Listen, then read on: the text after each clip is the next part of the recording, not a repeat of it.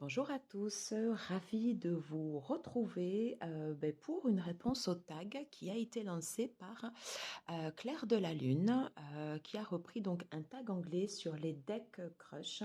J'ai trouvé l'idée super originale de pouvoir raconter une histoire d'amour différente qu'on pouvait avoir avec un deck. Alors à chaque période, voilà, correspond un invité et une façon différente, voilà, de concevoir l'amour, un crush, voilà.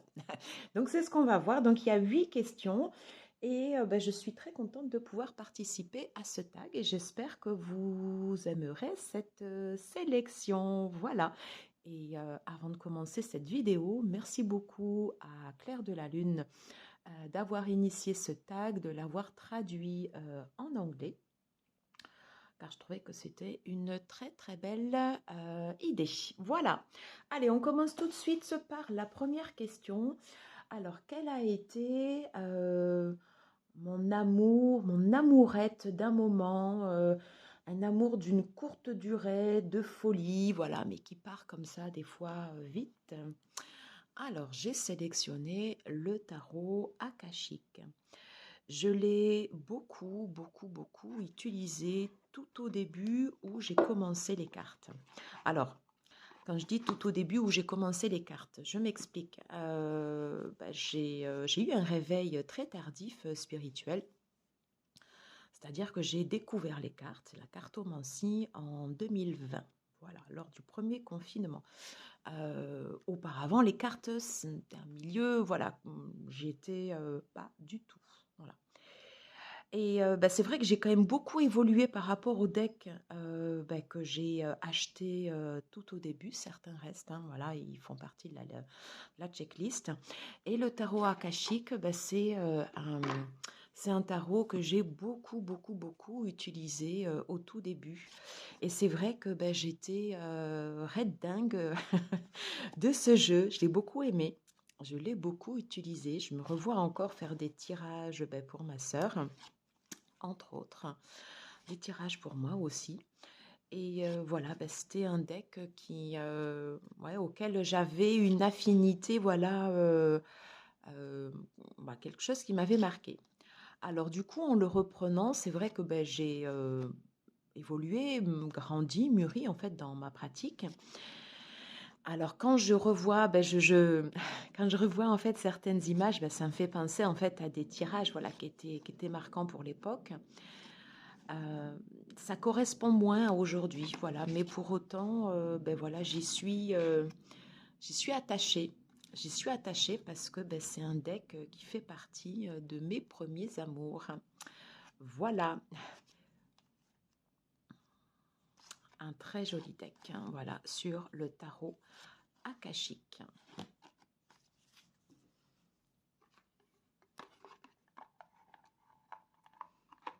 Et du coup, quand je l'ai repris hier, j'ai eu l'impression que ça faisait 10 ans que je l'avais, alors qu'en fait, pas du tout, hein.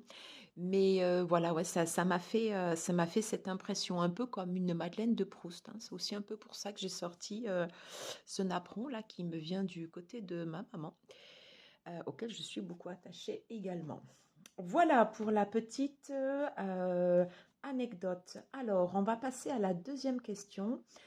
Quel a été mon amour d'adolescente?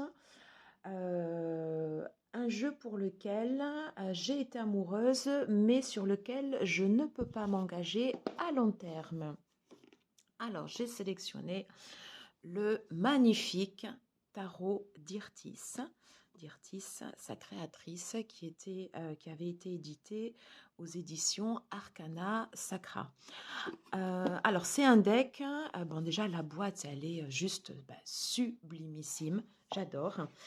C'est un deck dans lequel je me retrouve totalement au niveau artistique. J'adore l'esprit un peu de folie, comme ça, avoir représenté David Bowie sur toutes les arcanes, avoir représenté la créatrice également sur les arcanes top. J'ai beaucoup aimé également le guidebook avec les messages des arcanes que j'ai trouvé profonds Et la façon dont le guidebook, j'espère que ça fait pas trop de reflets, était présenté, voilà, on trouve les images, pardon, excusez-moi, en pleine page, et il y a une multitude de détails qui nécessitent vraiment d'avoir une image en grand. Alors, je vais vous montrer pourquoi je ne peux pas m'engager à long terme avec ce deck, parce que malheureusement, bah, je l'ai très très peu utilisé. Alors, il faut savoir que tous les decks, en fait, à chaque fois, je les sépare comme ça de leur boîte et je le mets comme ça dans ma tarothèque. Qu'est-ce qui m'a pris de vouloir couper ce deck? Je ne sais pas. Alors déjà, voilà, moi j'avais eu un coup de cœur artistique pour ce deck. J'avais adoré la suite des deniers. Il y a également la suite des bâtons. Voilà, avec les rouges à lèvres, ben, j'adore. Je trouve ça trop, trop bien. Pardon, excusez-moi. Oups, j'ai eu un chat dans la gorge.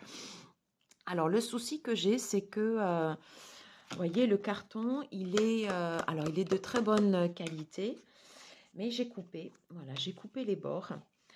Déjà, quand j'avais vu le deck, j'avais eu le sentiment que les images, elles étaient un peu petites. Alors, je crois que de mémoire, il y avait un bord blanc et un bord doré. Et du coup, ça rapetisse encore plus ben, les images qui nécessiteraient, à mon goût, alors ça ne concerne que moi, hein, bien sûr, limite d'avoir des cartes pardon, de taille de carte oracle, parce qu'il y a énormément alors pas sur les mineurs, mais sur les majeurs, il y a énormément de détails ben, qui nécessiteraient, voilà, regardez, hop, quand on regarde l'empereur, il y a énormément voilà, ben, de détails sur la carte qui nécessiteraient voilà, d'avoir un angle de vue plus grand. Alors malheureusement, je ne l'ai pas utilisé et je ne pouvais pas m'engager plus loin parce que bah, du coup, ça m'a un peu bloqué. Mais c'est vrai que du coup, quand je le reprends, et ben, j'aime toujours en fait cet art que je trouve juste ben, sublimissime. Et associé à David Bowie, ben, moi je craque totalement. Voilà, j'adore. Donc le magnifique tarot d'Irtis, mais sur lequel il m'a manqué une vision d'ensemble, une vue plus large sur les cartes. Voilà. Alors ensuite, mon sex friend, mon copain, celui que j'aime bien aller voir comme ça de temps en temps, avec qui il n'y a pas de prise de tête. Alors j'ai pris ce tarot. Alors, j'ai pris donc le tarot de la chaîne de Laura. Je vous enlève voilà, les cartes qui avaient été associées comme ça. Alors, c'est un tarot que j'adore. Voilà. C'est un tarot que j'utilise essentiellement pour des guidances sentimentales. Voilà. C'est l'un des tout premiers tarots que j'ai eu et que j'ai énormément attendu aussi. Alors, la qualité des cartes, bon, hein, voilà, on est OK, hein, voilà. C'est pas forcément sa principale qualité, mais pourquoi c'est mon sex friend? Parce que, voilà, ben, quand je le prends, ben, je retire énormément de plaisir. Je l'aime beaucoup, voilà. Mais j'ai capacité aussi également à le laisser de côté et aller en prendre d'autres. C'est marrant parce que j'ai la carte des amoureux. Voilà, j'ai capacité à aller en prendre d'autres, notamment quand j'avais reçu le Modern Love Tarot. C'est vrai que j'avais eu tendance à le laisser de côté. Mais quand je le reprends, eh bien, c'est toujours avec énormément de plaisir. Et donc voilà, ben, j'ai fait ma sélection là pour les guidances astro pour le printemps. Voilà. Et bah, bien évidemment, il en fait partie. Voilà. Et j'adore ce deck. Mais voilà, cette capacité à pouvoir aller le prendre comme ça, au gré, au fil du temps, voilà, sans se poser plus de questions et en profitant de l'instant présent. Voilà. Donc, le tarot de la chaîne de l'oracle. Je ne sais pas si je l'ai dit, qui a sa chaîne YouTube. Alors, elle a fait pas mal d'autres créations, mais c'est vraiment ce que je n'ai pas, hein. C'est vraiment celui-là que je préfère. Voilà, mon sex friend. Ensuite, on va aller prendre la quatrième question. Alors, le deck que j'ai aimé du premier coup d'œil, sans aucune hésitation. The Shimmering Veil Tarot de Celia Conway, que j'avais découvert sur la chaîne de Claire. Alors pourquoi je l'ai aimé du premier coup d'œil? Tout simplement, hop, déjà regardez cette boîte comme elle est magnifique, avec la grande prêtresse tout en fond. Il y a tout ce que j'aime dans ce jeu. Voilà, il est relié à l'art. Chaque carte, chaque arcane, chaque carte des mineurs, c'est un tableau. Voilà. Et c'est quelque chose qui me parle énormément, que j'adore. Voilà, ça c'est un deck, je ne pourrais jamais m'en séparer. Je l'adore, je le trouve sublimissime. Pour autant, il était un peu cher, hein, forcément, quand je l'ai fait venir d'Angleterre. J'adore cette carte. Et il a fallu un temps, bien sûr, avant que je puisse m'approprier ce deck, hein, parce que de prime abord, voilà, c'était peut-être pas l'angle le plus facile pour aborder les riders. Mais voilà, moi, ça a été mon coup de cœur artistique, l'un de mes coups de cœur artistiques pour les tarots, que j'ai aimé, voilà, du premier coup d'œil. Et je ne m'en lasse pas parce que je pourrais le regarder encore maintes et maintes fois. Eh bien, je l'aime tout autant. Voilà pour mon coup de cœur du premier regard. The Shimmering Veil Tarot. Bon, je vous le remonte, mais c'est vrai qu'il est quand même très très connu, de Celia Conway. J'espère que je prononce bien son nom et vous m'excuserez si je le prononce pas très très bien. Ensuite, ah oui, alors ça m'a fait rire cette question, c'est le coup d'un soir, voilà. C'est le deck qu'on prend, qu'on essaye et qu'on abandonne presque aussi vite. Alors, j'ai sélectionné The Bloody Tears Tarot. Alors, j'ai été déçue, c'est pas forcément le mot. Ce deck, je ne renie pas sa qualité artistique, que je trouve très très belle. J'avais adoré l'idée, voilà, que ce créateur, alors je me rappelle plus le nom, excusez-moi, ait créé ce deck avec uniquement 3 stylos billes. J'ai juste trouvé ça génial. Je crois qu'il y a un noir, un rouge et un bleu. Et donc, c'est un travail d'orfèvre. Voilà. Donc, c'est vrai que j'avais eu ce coup de cœur comme ça quand je l'ai eu. Et puis, quand je l'ai reçu, pour autant, je ne l'ai pas forcément plus utilisé que ça, voire très, très peu. Alors, je l'ai utilisé un tout petit peu pour moi, mais vraiment un tout petit peu sur la chaîne. Et je m'étais dit que ce serait un deck à utiliser pour les guidances sentimentales. Et j'ai quand même pas pléthore de jeux en tout cas pour les tarots, pour les guidances sentimentales. Donc c'est vrai que j'avais des attentes quand même assez fortes vis-à-vis de ce jeu. Et je ne sais pas pourquoi, bon, ça a pas forcément matché. Alors c'est bizarre parce que quand j'ai préparé les decks hier et quand j'ai repris celui-là, j'ai refait comme une interview.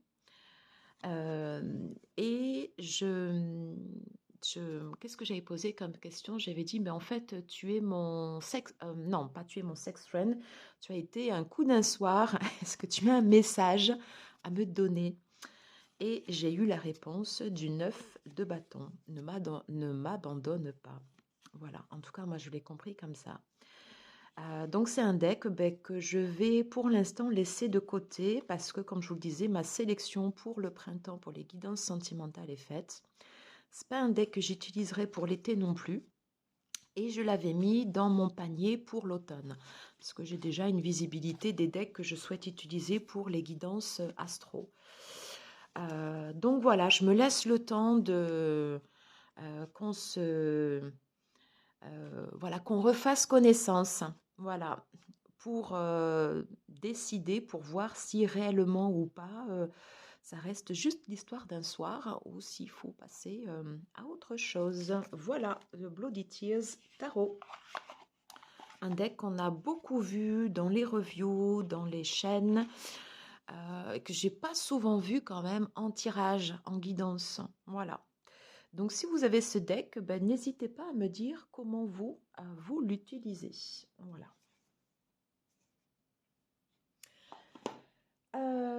Ensuite, la sixième question. Alors, le tarot avec lequel j'ai fait une pause, on s'est séparés. Alors, c'est un peu très très particulier. Alors, j'ai pris le tarot du féminin sacré. J'avais hésité avec un autre deck et ensuite après, ben, mon choix s'est porté sur ce tarot. Ce tarot, j'en avais fait l'acquisition ben, tout au début où j'ai commencé les cartes, où j'avais pas le recul et la vision que j'ai maintenant des cartes, en tout cas le ressenti. Et je pense qu'il me manquait pas mal de... J'avais besoin, voilà, c'était un deck, je pense que j'ai acheté beaucoup trop tôt.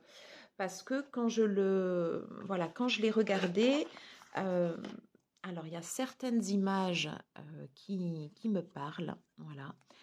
Et quand j'ai repris le guidebook, que j'ai relis hier soir, parce que j'aime lire en fait les guidebooks, je me suis dit, mais là vraiment, Delphine, t'es passée à côté de quelque chose, parce que l'histoire de ce deck, au travers des arcanes majeures, euh, ça va représenter en fait notre évolution donc sur le féminin sacré et qui va faire appel en fait à la jeune fille, à la mère, à l'aîné. Donc c'est vraiment en fait quelque chose qui me parle de façon forte, voilà. Les arcanes majeures, pardon, les arcanes mineures, excusez-moi, sont liées en fait au cycle de la lune, aux phases croissantes, aux phases décroissantes. Et du coup, quand j'ai repris ce deck et que j'ai repris le guidebook, je me dis, mais c'est pas possible que tu sois passé comme ça à côté et que tu aies fait cette pause. Et en fait, j'ai fait cette pause parce que bah, ça fait quasiment 2 ans que je ne l'ai pas utilisé, donc voire plus, voilà. C'est juste que je pense que j'avais pas la maturité spirituelle, on va dire, pour pouvoir le prendre. Maintenant, oui. Voilà. Et du coup, en fait, ça m'a donné envie bah, de retravailler avec. Et du coup, ben, j'ai posé également une question à ce deck en lui demandant, voilà, si on pouvait retravailler ensemble. Et j'ai eu une belle réponse, voilà, j'ai eu l'as de coupe, ben, qui a signifié en fait un oui. Et dans ce tarot, l'as de coupe, ça représente bah, l'utérus, donc un organe vital en fait pour nous les femmes, qui représente bah, la vie, le commencement. Voilà.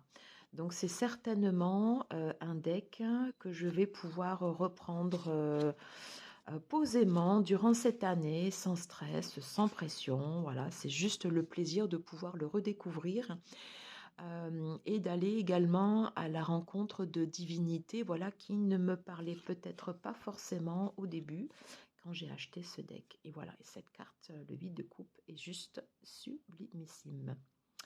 Voilà, donc du coup, ben, merci beaucoup Claire parce que ça m'a permis ben, de redécouvrir ce jeu sur lequel j'ai fait une pause et il est fort probable que je le reprenne dans le courant de cette année. Voilà, le tarot du féminin sacré. Ensuite, la septième question, voilà le deck qui est un bon parti, celui qui a prouvé sa valeur. Voilà. Alors, bah, sans aucune hésitation également, j'ai pris The Painted Tarot de Sophie McKnight. Bah, c'est un deck que j'adore. Comme The Shimmering Veil Tarot, ça a été mes 2 premiers chouchous anglais. Alors c'est vrai que là j'en ai reçu plein d'autres, j'en ai pas mal avec lesquels je bosse actuellement. Mais ça voilà, c'est un deck que j'ai quand même beaucoup utilisé, qui me parle, voilà, que je trouve très expressif. J'aime l'art également, la façon dont dont les arcanes ont été représentés, la façon dont les mineurs ont été représentés également, l'association aussi avec les couleurs et je trouve les visages très, très expressifs. Voilà. Et c'est quelque chose auquel je suis très, très sensible. Voilà. Et j'avais beaucoup aimé dans ce deck, en fait, c'est constitué quasiment que de visages féminins, mais pour autant, tout le monde peut s'y projeter parce que c'est également notre part féminine et notre part masculine. Et puis au niveau des rois, voilà, c'est constitué à chaque fois de visages masculins. Et j'aime beaucoup ce deck. Et je trouve qu'il a fait ses preuves parce que j'ai envie de continuer d'évoluer aussi, voilà, avec ce deck. Et puis je trouve que quand je le prends, ça reste une valeur sûre, voilà, pour les guidances, que ce soit pour la chaîne, pour d'autres personnes, pour moi, voilà. J'aime beaucoup. Et puis quand on regarde le deck, voilà, mais je trouve qu'il suit bien le rider. J'aime beaucoup. Voilà. J'aime beaucoup ce deck. Donc, un très bon parti. Alors, j'aurais pu en sélectionner d'autres, notamment sur ceux que j'ai reçus, mais c'est vrai que je ne peux pas les présenter là maintenant parce que j'attends d'évoluer en fait avec les nouveaux decks que j'ai reçus. Et idéalement, voilà, ce type de tag, ce serait chouette de pouvoir le refaire en fin 2023 pour voir l'évolution avec les autres decks. Voilà. Mais pour l'instant, j'ai pris les decks avec qui j'avais vraiment eu cette histoire. Alors, le dernier, mon véritable amour, hein, voilà. Le deck qui m'a fait découvrir la cartomancie. Donc, très classique. Voilà. J'ai repris mon tarot de Marseille. Alors, c'est vrai qu'en ce moment, je suis beaucoup plus rider. Mais pour autant, ça, c'est mon premier deck, c'est mon premier amour. J'y suis profondément attachée. J'aime beaucoup ce système comme ça, voilà, du tarot de Marseille. J'ai le livre de Carole Sedillo sur l'ombre et lumière du tarot de Marseille que j'ai toujours sur ma table.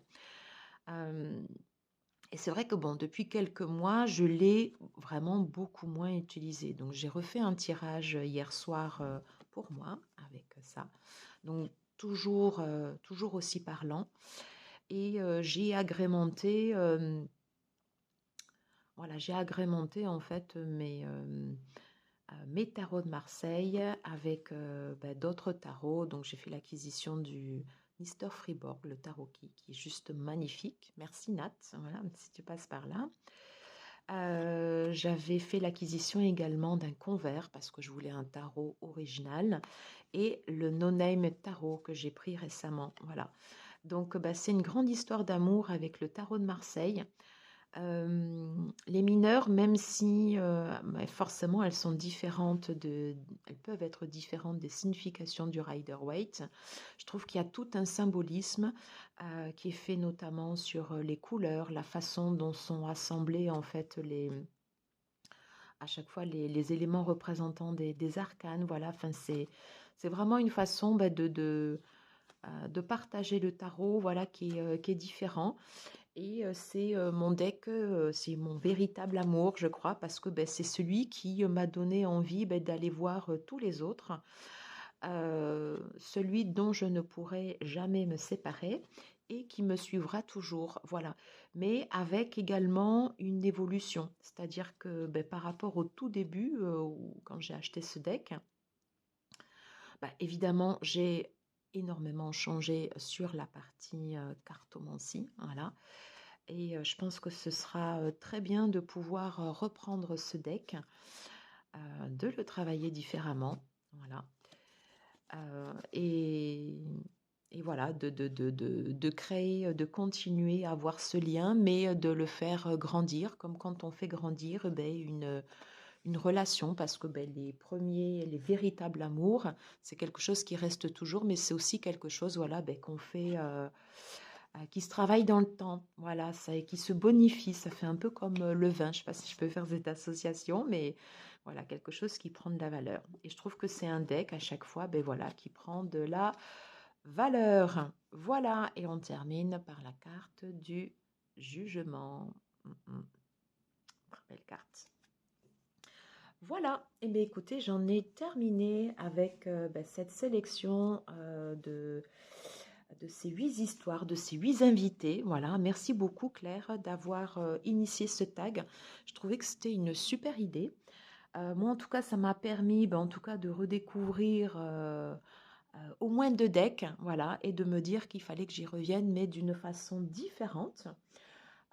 Écoutez, j'espère que vous aurez aimé cette sélection. N'hésitez pas à me dire en commentaire si vous avez les mêmes, comment vous les utilisez. Et si par exemple vous auriez choisi d'autres jeux. Voilà, écoutez, je vous embrasse, je vous souhaite une très belle semaine. Je ne sais pas à quel moment vous regarderez cette vidéo, mais en tout cas, je vous souhaite une belle lecture à toutes et tous. Je vous embrasse. Ciao, ciao.